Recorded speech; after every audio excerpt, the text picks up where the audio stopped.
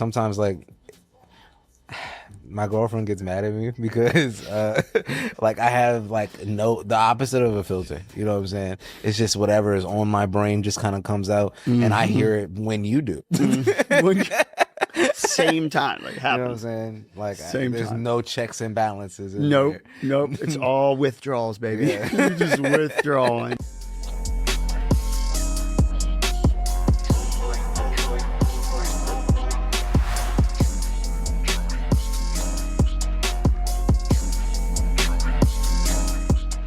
Do you do any recording yourself? And actually, do you record in studios or do you record everything at home? I prefer to record at home because I feel like you get the best out of an artist when they're comfortable. And I'm the most comfortable at home. I don't know about you, but a studio where somebody else is, you know what I'm saying, isn't always the most comfortable for me. And I can always like, I can tweak and experiment with my voice without feeling judged. And I make I started making my own music in like in my dad's closet, actually. Wow. Yeah. My dad had an iPad and some iPhone headphones or whatever, and I literally would start recording with GarageBand or whatever, and like just do my layering and vocals and stuff like that. And that's really what started my drive. Like it was any means necessary when it comes to letting out what my expression was, if that makes sense. You know what I'm saying? For sure. Yeah. Love that. All it takes is a closet, right? I think that's the coolest part about making art and music. Like the mediums sometimes that you have, you have to make it work. And it's cool to be able to know that you had the persistence to got to take all the clothes out. Yep. You got to see the vision. Actually, leaving the clothes in actually is good sound protection. Oh, that's Swear to such God. a good thought, actually. God. Okay, sound dampener. Yeah. Listen, music hack out there. You can leave all your clothes in the closet before you turn it into your studio, so that way you get real snug with the blouses right there next to your face, and it's like a mic cover a little bit. You know, just okay. Oh, right. Just pull it over real quick and get that little dampener on it. That's perfect, dude. That's, you know what? It's awesome because like you can use, your setting as, props,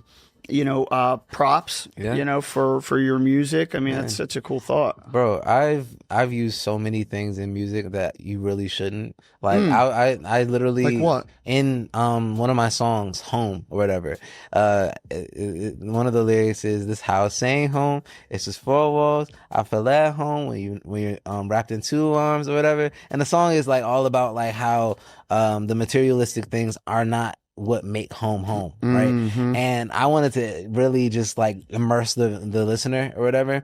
So I literally walked up to my back porch and just knocked on the door and added that into the song. Nice. And what'd you record it perfect. With?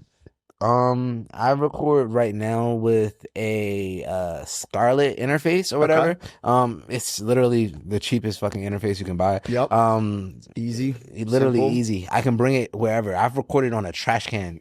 Really? As long as I can. You don't have to plug it in. As long as I can get to an outlet, I can record anywhere. Yeah, literally. for sure. And then we have, you can get those little boxes that you can actually plug in. Yeah. So if you wanted to record on when I was first starting my music career or whatever, I drove out to New York or whatever, and I was like, kind of exploring myself. I was 19 and I got my first car or whatever, and I had never did an open mic ever in my life, and I was like, if I'm gonna do it, it's gonna be now or never. And I took all the money that I had and grabbed my sound equipment and brought it with me, and the only thing that I had to record with me, because my car was fucked because it was a cheap $3,000 beater car. baby, you know what I'm saying? Yeah, exactly. beater. And basically I had fucking stored like one of those little energy pack things or whatever, and I would take the fucking energy pack and I could record in Central Park if I wanted to. You know what I'm saying? That's nuts. Because I was playing homeless, not playing homeless, but like I got kicked out. Me and my mom weren't on the best terms Got at you. that point, you know. So I left out or whatever, and didn't tell her that I was going to New York, and Home alone it. yeah, Yep. basically, it was great though. Nice. Well, I'm glad you made the best of the situation, you know, and were inspired. You know, you inspired yourself to be able to create anywhere you wanted. Definitely. So you know what? Let's we're gonna kick it off right now. That was Okay. kind of the BTS of the scene, you know. I love it. All right. Okay, so Respecting Perspectives podcast. What is up? I got this gentleman next to me who has been so extremely inspiring and one of the most creative younger artists that is in the scene, in the Baltimore, the DMV scene here. I have Beige, who is a singer, a songwriter. I would call him a prophet. For sure. I would put, I think those are the I three. didn't say that. Those are the three that I'm going to go with. And I'm so extremely happy to have you here. Thank you. What you got? what did Kendrick say? I am not your savior. Oh shoot! I had to add that in there. Bars. But yeah, I really appreciate the intro. I've been making music for a really long time, and really what you really stated there really captured a lot of what I do. I am what did we say in the back room before? We were like art is like the direct involvement of God, because we create something in that moment, you know what I'm saying? And I like to think of myself as a creator in that way, because like I don't just make music, I cut hair. You know what I'm saying?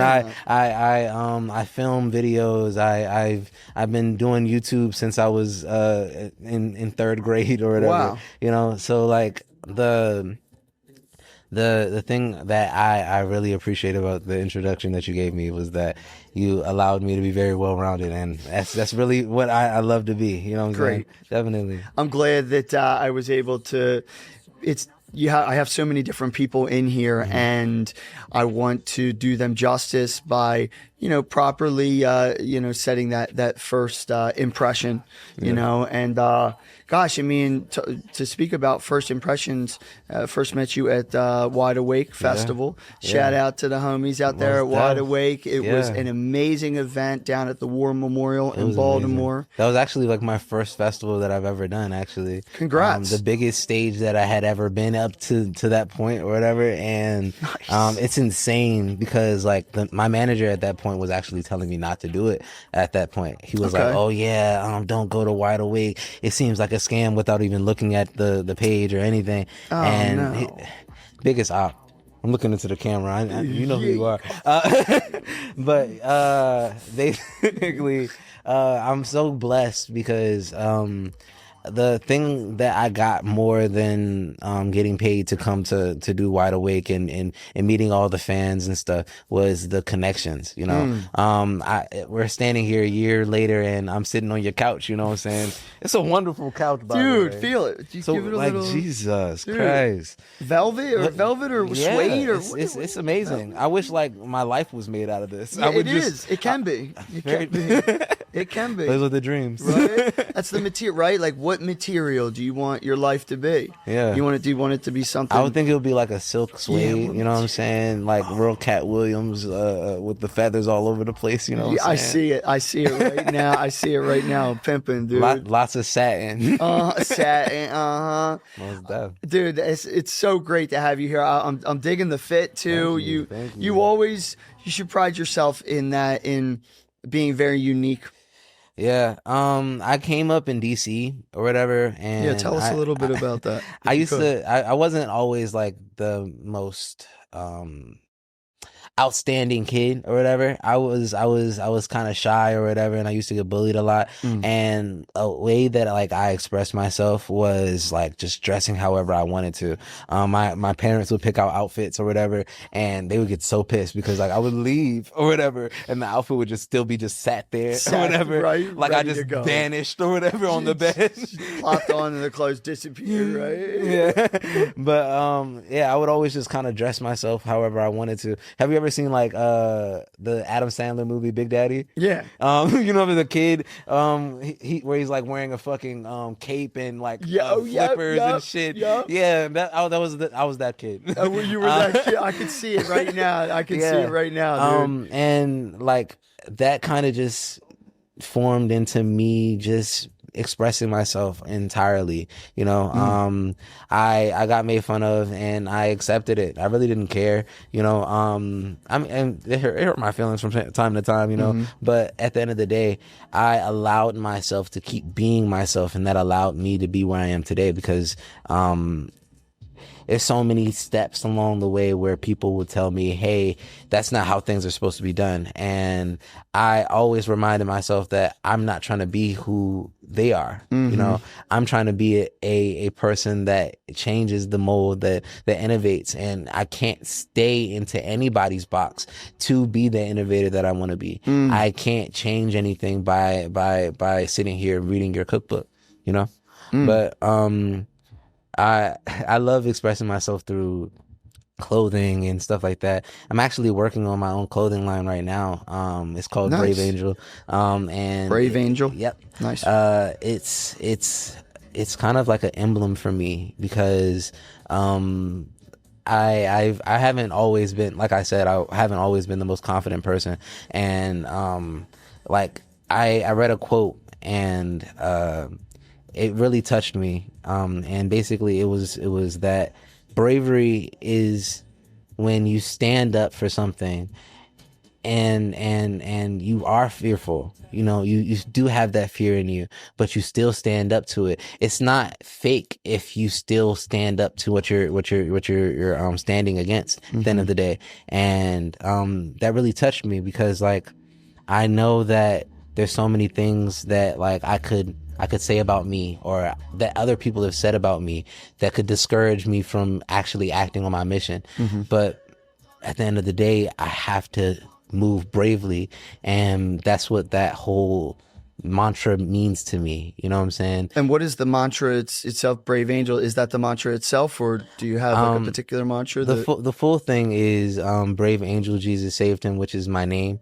But like I wanted to kind of make a bit of a movement where everybody feels like they can be a brave angel, where they, whether you're an artist or a painter or a doctor, you know what I'm saying? Anybody that steps out here and acts on the things that they want to do, and acts as a part of the Holy Spirit in God's kingdom. Because like, at the end of the day, if you go paint on the wall, you know what I'm saying, you are making a change to the environment, the world that we live in. I was walking in Baltimore or whatever, and I just see all this beautiful art on the walls, and I'm like, wow, they are adding to the paintbrush. They are stepping in and adding to that creation, and that's such a beautiful thing. You know. Love that. Yeah.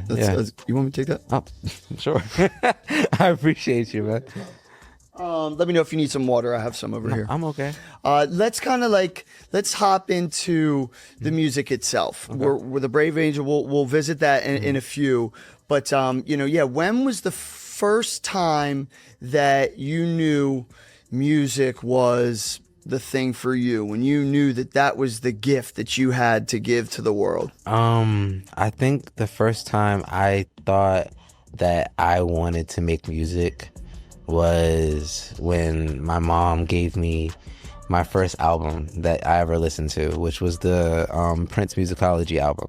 And shout out Prince Musicology. Put that in your rotation today. So amazing. Listen to Marriage Kind. If you haven't listened to Marriage Kind, it will change your life. It'll change your whole perspective on how rock music is. It is such a great song. So I love it. Would you say that Prince is the artist that let's see here, is the artist that really helped you as well do this? Is that your main influence? I would say it's so many different artists, because I grew up as a full-blown music head. I was listening to Frank Sinatra when I was in third grade. I literally have been in choir from third grade to my senior year of high school or whatever. And my senior year of high school, I had more choirs than I had regular classes, to be honest. Yeah. Okay. I was in chamber choir, all county, all state, boys choir. Nice. It was a lot. But at the end of the day, like, I love Prince. I have to go back down to how he shaped me as an artist, because when I first listened to that album or whatever, I listened to how he blended different genres, and That's a good point. I didn't really actually even understand genre for so long, because I had listened to that Prince Musicology album so many times. I was like, okay, yeah, this is just music. Yeah. And that's just how you I didn't even understood put it. it in a... Yeah, I didn't put it in a box, and that's kind of how I've grown up and to the artist that I am today. I make neo soul, R&B, gospel, rap, and I blend all of these things together because it's a part of my paintbrush, and I mean, I've been wanting to do music since the day I could think, if I could be so for real. My mom said, like, when I was born or whatever, she was like, "Oh my God, your crying sounded like singing," and I was like, Never heard that I before. wanted you to shut up, but like at the same time, keep going. Love that, dude. But, never heard that before. yeah, That's a cool thought. My dad had my dad loves telling this story. He was actually telling it to me or whatever. He was like, "Yeah, man, you came out my balls, man." I was like, wait, hold up. He was drunk. It was his birthday. Yeah, he was like, "You came out my balls, man. I used to sing to you in the stomach. And the only time you stopped crying after you came out your mother or whatever was when I spoke in the room." And I was like, "Oh, yeah." Dude, no. He probably does love... But he loves me, and I love him. Love telling that story, though, too, I'm sure. Definitely. It's cool that you could tell it this time. Definitely. Let me ask you something. As far as music goes as a whole, was there a particular moment when, you really started to feel that people were actually, becoming part of the world that you were creating? I think the first time I really got to see it, like for real, really got to see it, because I was doing the open mic scene. I was building my fan base. I was building the network that I was building, and I had a lot of people scattered along all over the place. I looked at my Spotify analytics the other day, and I have people in Hong Kong listening, and there's some of my more active listeners too. I was like, That's bro, wild, you don't even understand what I'm saying. It's wild. But basically, I got to Wide Awake or whatever, and not only was my mom, my dad, but like literally people that I haven't seen in years pulled up to come see me perform. And I literally looked out into the crowd and was like, almost 600 people there or so. Yeah. Right. Yeah. And it was insane. I was so wrapped up in the moment, like there were people recording, and this is a moment where this dude does a backflip at the beat drop to Over, and I was like, yo, what the fuck? I didn't even see that when I was on stage. I was like, yo, I'm so wrapped up. But hype like, dancers. Yeah. You didn't even know. I didn't even know. But yeah, that's one of the moments, and I got to perform with like some of my best friends. One of my earliest collaborators, Naomi, that I made a band with when I was 14, was playing the guitar, and one of my best friends who shares a name with me, Jalen, was up on stage, and we were doing our handshake from that we created on stage. Nice. And people were going crazy, and it felt like let people in a little bit. Yeah, it felt like I let people into my life. Yeah. Because afterwards, people were congratulating my mom and were like, "Yo, I really enjoyed That's this a cool performance, feeling. and I really appreciate your son," and this at the third, and that really, it was a beyond moment. Man, you know? I like that, a beyond moment. Yeah. Jeez, right, to be able to share that, and yeah, I think that's a great feeling, right, to make your family Yes. proud, and even your friends too, you know, to Definitely. make. And then Because there's been plenty of times where they weren't. yeah, you know what? Great You know what I'm point. saying? Great point. And I think it's more importantly, you have to make yourself proud. Definitely. Right? Like at the end of all your days, you know, can you be proud? And that was like the most beautiful part about that moment. I was the most proud of myself in that moment because I had been practicing for months on end to even be on that stage. And it was a Not easy. commodified moment of the 20 years that I've been spending working on my music put on stage. And A culmination. culmination, yes, that's a great word. And even though it was like what, 15 minutes, Yeah. even though it was 15 minutes, it felt like an hour. It felt like I was up there forever, and I dream about that day Yeah. sometimes. You know what I'm saying? I think that's awesome, and you being able to take moments like that, and you're kind of, setting bars for yourself, and I think the coolest feeling about being an artist is that we don't actually need that though, right? Like to have those 600 people, I think, Because I would have did it if it was two. exactly. Yeah. And let me tell you, I had an experience at Interfusion Festival where I was with a younger lady who we connected, and we just really were able to share some deep thoughts that we had been going through at the time. And I went through some of my music with her, and we were just kind of like, at the table, and performing for her by herself was, I can't even describe like the feeling of being able to connect with someone on a whole nother level. And it made me super appreciative of, even the smallest of crowds. But then, when you have that 600, it's like, it's like, wow, right? It really puts it into perspective. Definitely. But I always said, like, when I first started making music, I started making music for me to heal myself or whatever of a lot of the pain that I've gone through in my life, and to be able to share that pain and help heal other people in ways that I've never even thought to even express. You know what I'm saying? Because they have their own stories and they have their own lives, and they can be touched in so many different ways. It's such a beautiful thing, Isn't it? Yeah, because I used to listen to artists like Eminem or whatever, and yes, and like I would be going through some really crazy stuff with my family, really toxic moments in my life or whatever.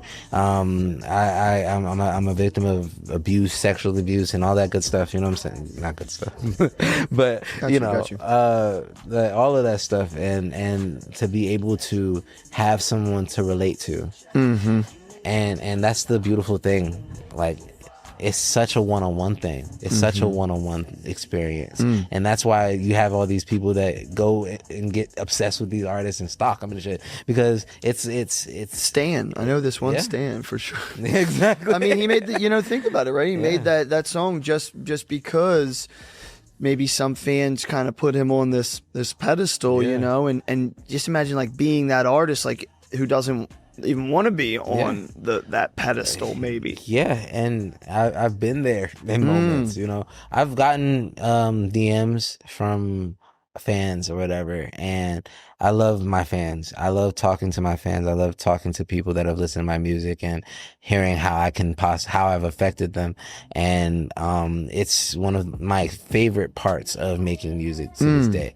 But like, there's been times where people come to me and they'll be like, "Oh yeah, I listened to the first tracks that you've ever made." I'm like, "Whoa, isn't that cool though?" Yeah, and those that you even forgot about. Probably that music is gone off of the internet. Like, and he literally DM'd me and he was like, "Hey, I used to listen to this song, and we used to play it or whatever during games that I used to have with my friend, and they used to play Fortnite or whatever together, and they'd be playing the song in the background, and he asked me to send it to him, and I was like, I would love to send it to you. I actually had it in my voice memos or whatever. I gave it to him, and he was like, "Yo, I really appreciate it because my friend passed or whatever." And that song was like almost like a capsule of a moment, in his life, and I didn't even know about it. I had nothing to do with it, really. And it's so beautiful to be able to gift these people these moments. And I think that's really what we do as artists. We gift moments because we write life at the end of the day. Say it again. We gift moments because we write life. Damn. But When I say prophet, that was poetic. That's that was off the dome. That was off the dome. Yo, that's too much. You know what? Let's get into your album, and we can talk about that, right? Definitely. We can talk about that, right? It's coming out possibly at the. I'm not trying to Kanye or whatever, but I'm trying to shoot for either the beginning of next year or the end of this year with December or whatever, because I want it to be a gift. You know what I'm saying? Okay. Under the door real quick. Out of the door real quick. I don't sneak in people's chimneys because I know a lot of my audience got apartments and y'all don't even got chimneys. Like, I remember being a kid or whatever and being poor or whatever. I'm like, how does he get in here? He doing B&Es, breaking my window and shit. Like, come on. Right. How did he be getting in there somewhere? You know what I mean? Bro sneaking in through the fire alarm or something. Right. He's probably just a smooth talker, just right in the front door, dude. Real. Come on, man. Come on. He is saying he got motion. He got motion. Yo, always. Yeah. Tell us a little more about Brave Angel and you know, how that process started, and if you could maybe pinpoint a time when you knew that piece of work itself was special. I okay, so Brave Angel, this album is a culmination of all of my work, all of my life's work up into my 20s, right?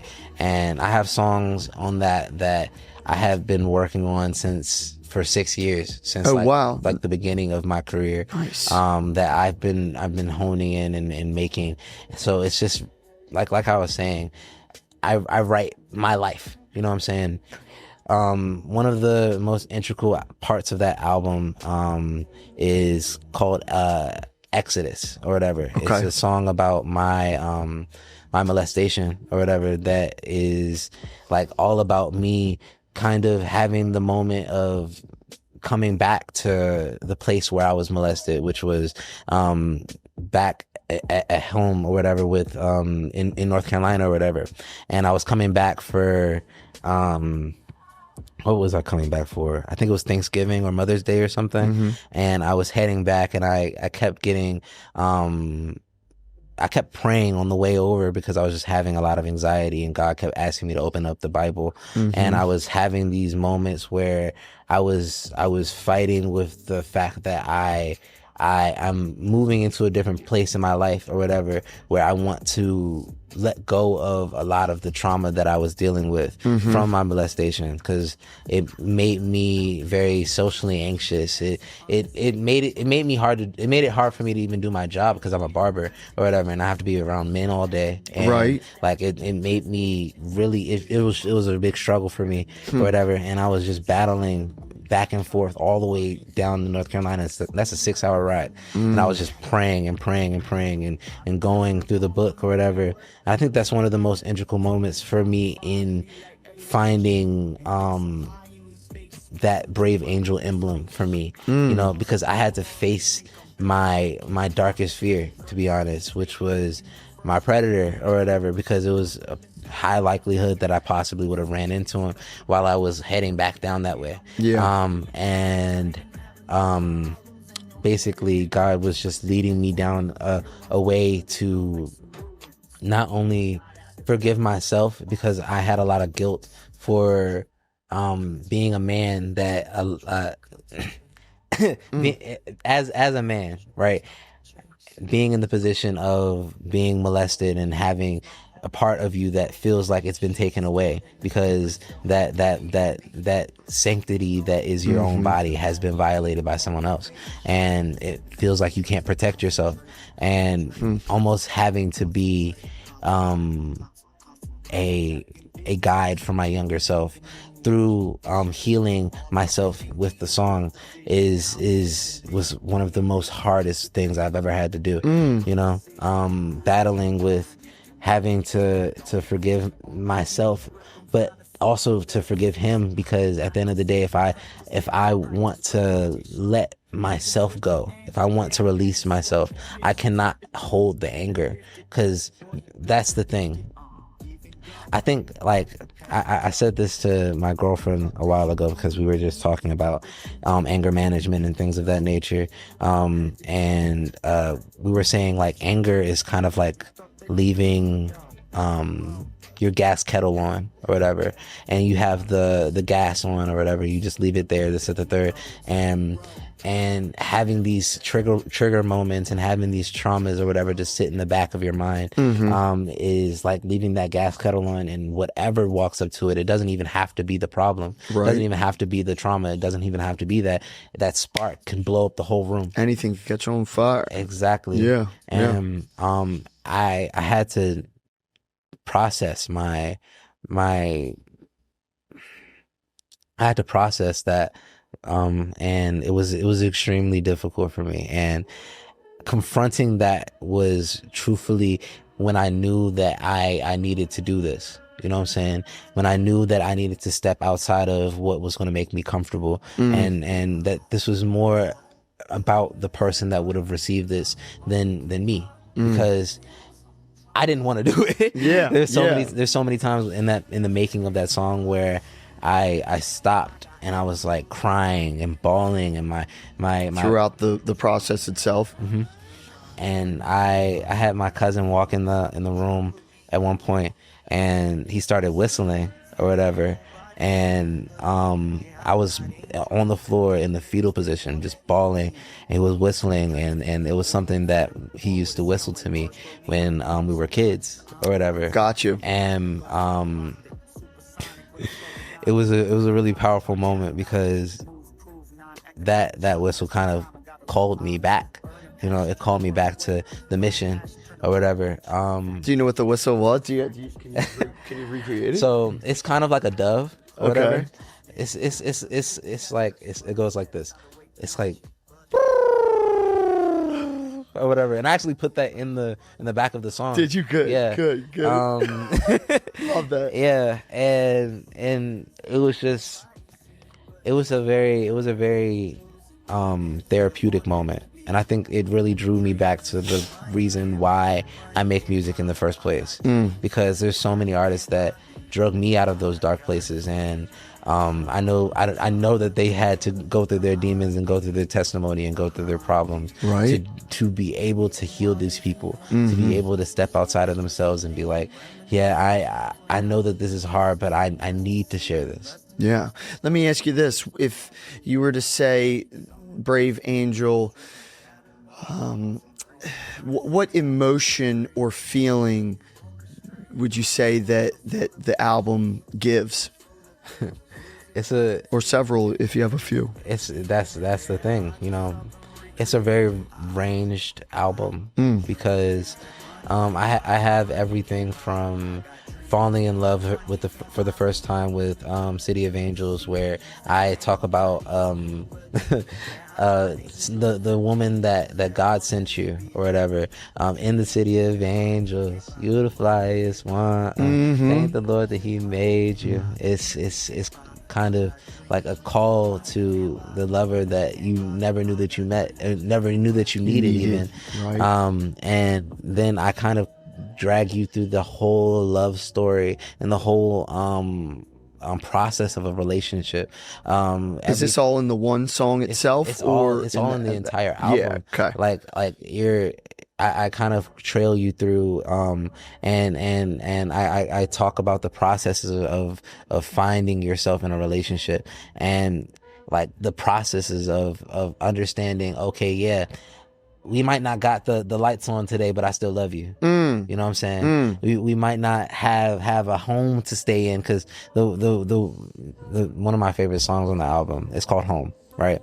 And I talked about it earlier in the podcast or whatever, but it's all about not having those though, even if you don't have those material possessions or whatever, you still have love, and that's what the home. That's where the home really is at the end of the day. Yeah, we were talking about that earlier in there. The possessions don't make the home itself, and Yes. the love that is in the home itself, either. So, Talking about integral moments, when I wrote that song, I was actually in the process of getting kicked out. oh wow, okay, I was finishing up the master in the backseat of my car because I was going through it with my mom or whatever. But I'm so glad, truthfully, that all of these things happened to me, because at the end of the day, it shaped me into the man that I am today, and I can tell that story, and it can mean something completely different for somebody else. Isn't that beautiful? Yes. Isn't it crazy? It really is. Maybe some of the goals that you maybe have for the album, I'm sure they can be achieved, but then think of all the things that your music can do. Think about all the things that your music can do for people that you didn't even know, that you didn't even fathom they could even do. Exactly. Makes me think about when you're making a track, like, just imagine like how much that track means to you. What if it could mean even more to a listener? Like, what if a track you made could mean even more to them than it actually even meant to you? Yeah, I've had songs where, and I'm gonna get really personal here. Please do. Because I deal with a lot of mental health issues. I'm bipolar, and I deal with ADHD as well.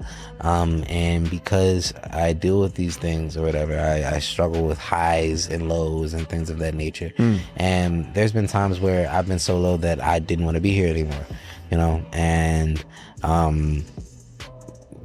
one thing that always called me back was music. I remember listening to Biggie Small's Suicidal Thoughts for the first time. Right, I was sitting in my backseat or whatever, just like losing it or whatever, and I was literally at the edge of a bridge, just looking down, and I listened to it, and I felt heard.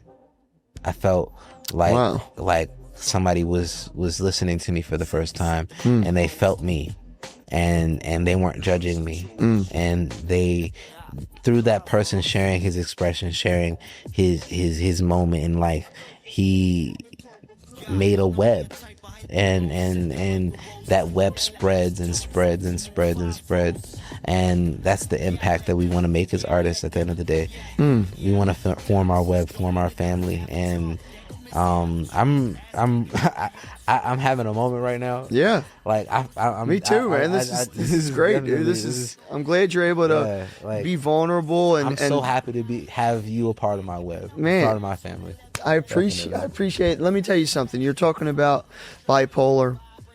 Look at the Earth. It's bipolar too, and look how fucking beautiful it turned out. Definitely. You got the poles. At the poles, it's really extreme. All right, it's those lows. Yeah. And at the equator, super hot, Yeah. even extreme. But when you can weather that, when you can find that spot in between, and you're not going to be able to stay there forever. Yeah. Okay, and you don't want to. To be able to have those lows really makes you appreciate the highs. Definitely. But let me ask you something though. When it comes to the album itself, or not even just like this album, would you say that there was any moment or piece of music that changed the trajectory of your life or artistry itself? That's the thing. Like, I would say, like, so many moments changed the way that I make music. I'm always changing as an artist. I'm always picking up small things and listening in and finding small pieces of things that I can add to my Crayola box or whatever. And I think I would say the most integral moment would be the moment that I recognized that it wasn't for me. You know, that I was writing for someone else, that I was writing for my child self. I was healing that person on the inside, but I was also possibly going to give something to someone that could heal them, and that's really what shaped the album. Because there's times where I went and rewrote stuff because I was like, okay, yeah, that's too much about me. That's too much. That's too personal. I want it to be more relatable. I want it to be something that you can stop and be like, oh wait, hold up, is he talking to me? Right. You know? Right. Like, is that me talking to me? Yeah, really. But yeah, I it's hard to pinpoint one moment. Yeah. Pinpoint one song. Yeah, know? for sure. Definitely. Let me ask you this: when it comes to an album or even a song itself, how do you know when a track is done? That's my problem. That's my biggest problem. My girlfriend says I never know how to put it down. You know what I'm saying? I've been working on this album. Like I said, there's songs that are 6 years old on this album or whatever that I've been holding on to for a while. And like the thing is, you gotta stop me. Right? You right. gotta stop me. Somebody gotta reel me in. But yeah, like I love, because the thing about my music is like it's all about me expressing my inner emotions, right? And my feelings may change about something. You know, I might want to change this one chord in the song because it doesn't feel eerie enough for me, because like I've changed how I feel about that moment or whatever. And I think that it's a blessing and a curse at the same time, because it's made the album take a little longer. But there's songs that I would have never put on the album if I decided to release it 6 months ago. There's a song on it like right now, SOS, right? I worked on that song for 6 months and it was grueling. I first started writing it in a motel or whatever, and I was down to my last couple bucks or whatever, and I was trying to write a song to really reflect how I was feeling or whatever, and reflect how I was calling out to God in that moment, because I didn't have anything. And whenever I don't have anything, I always call back to source at the end of the day. And that song is called SOS because SOS stands for Save Our Souls, right? And in all of my lowest moments, I always call to him. You know, and all of my highest moments, I call to him too, of course. For sure. Like, for sure. At the end of the day, I want the main thing that the listener walks away with my album or whatever is that they can talk to him. And that's why I am so honest throughout the entire album, because I have sex. I'm a person. I do sin. Part of life. I've had things done to me. I've stepped out and done bad things. I have a song on the album called Backhanded where I talk about me cheating, right? And that's not the most Christian thing at all. Right. But like at the end of the day, I call to God asking him to forgive me. Right. I talk through my entire life about what I've experienced in these works of art, and I'm just really glad that I can share that. I love that, dude. It's amazing. I have a little something that I want to little activity I want to do with you real quick. So I'm getting we're getting a call here. We're getting a call here. Who's calling in? Yeah, who is this? Okay, this is the younger Beige.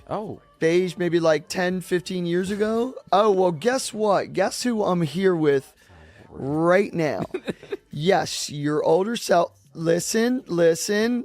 Your older self, and they have something. He's not good at listening. They have something that they have a few things that they want to tell you. This is your younger self on the phone. Okay. Hey, younger self. Keep doing what you're doing, because at the end of the day, what you're doing is going to lead you to where you're supposed to go. And every step in your journey, remember to be you, because at the end of the day, no one else can be that. You are the missing puzzle piece to the art that is this world. Do not forget that the world is not better off without you, because you are a piece of it. And no matter how small or more significant you are to this world, you belong here. So don't forget that. I was gonna say, don't forget to wear a condom, because like I don't want kids now, you know what I'm saying? And like if you fuck up now while I'm talking to you, you know, then I'm gonna have kids, and we're already doing pretty good with that. 21, pretty good. Keep them scores up. But body count, stay a ferocious warrior out there. Keep your head down, but always remember to look up to the Most High. Amen. Tell him you love him. Love you, little guy. Peace.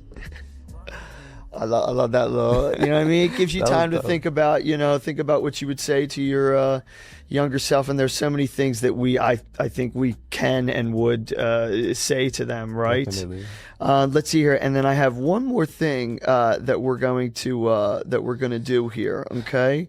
I have a few questions I'm going to ask you, and then we're going to do rapid fire. You have to answer them quick. I'm ready. Okay. Off the dome. You're good with this. Okay. All right. Are you ready? Mm-hmm. Planes, trains, or automobiles? Trains, because you get there faster. You know Okay. Amtrak is fast as fuck. If you had to listen to one song for the rest of your life, what would it be? Marriage Kind by Prince. There you go. That's my shit. The most unique instrument. I've used the wall as an instrument, and I think that the wall is one of the most versatile instruments.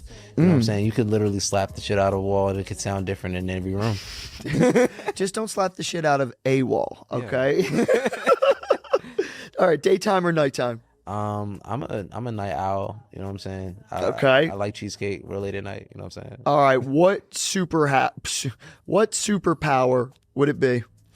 Damn, that's hard. Teleportation, because I'm tired of waiting through traffic. I'm tired of waiting. I'm very impatient. I like to just be wherever I want to be. Yeah. You know what I'm saying? And if I could teleport, I could be anywhere. I love it. Yeah. Yeah, it's always a good one. Let's see here. One thing you can't live without. My girlfriend. Oh, shouts out. What's her name? Corey Darkhart. Corey Darkhart. She's an artist as well. And you know what? She might be in that seat in a little bit, so stay tuned for that. Let's see here. Favorite color? Favorite color? Purple. Purple. Nice. What's my spirit animal? Your spirit animal? Yeah. I feel like you're like something cool, like a big ass bullfrog that's like ribbit. Yeah, like ribbit. Yo. like the frogs from Naruto, like the big ass ones that you ride. Yeah, like you're like one of those sage toads. Yes, dude, I will take that all day. Fuck yeah. Best duo.